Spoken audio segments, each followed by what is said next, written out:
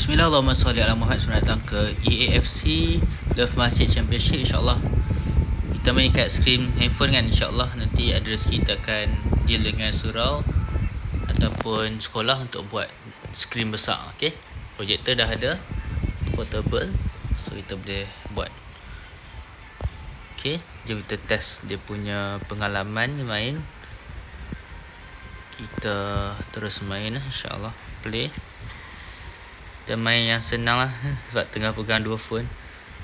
Kita main yang versus attack, lebih simple gameplay dia. Okay, agak puas hati main kat sini. Dia punya grafik tapi export dengan PS lagi best lah. Okay, play.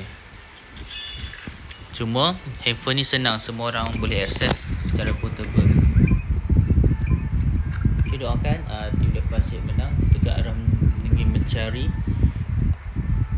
pelapis-pelapis gamers beriman supaya dapat jadi inspirasi kepada gamers-gamers lain. Hasil kerjaan kita apabila kita taat beritahu ikut sunnah Rasulullah SAW. Semoga gamers-gamers lain terinspirasi dengan kejayaan dan belajar untuk taat beritahu ikut sunnah Rasulullah, InsyaAllah. Assalamualaikum warahmatullahi wabarakatuh. Zoom sikit.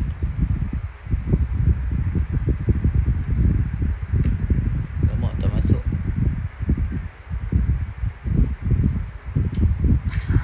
Good. Kita try dapat 5 gol. Kita main swipe.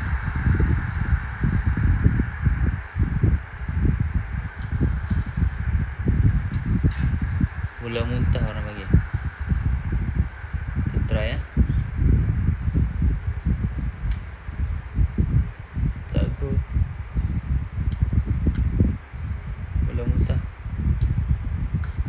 Gol. 4-0. Buat skill sikit. Pas. Tak go. Skill. Pas shoot. No, tak go.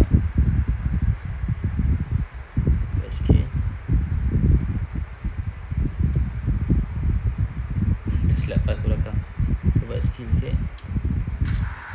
Gol. Kita target 7 gol. Ni main satu tangan ni. Skill. Alamak. Skill lah. Gol. Okay, last. Gol. Ada lagi peluang. Kita buat skill.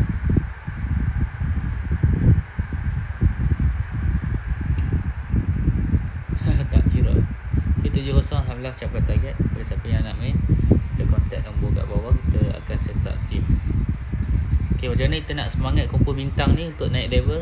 Semangat juga untuk kumpul bintang. Satu kali pergi masjid dapat 1 bintang, maghrib dapat 1 bintang, isya pergi dapat 1 bintang.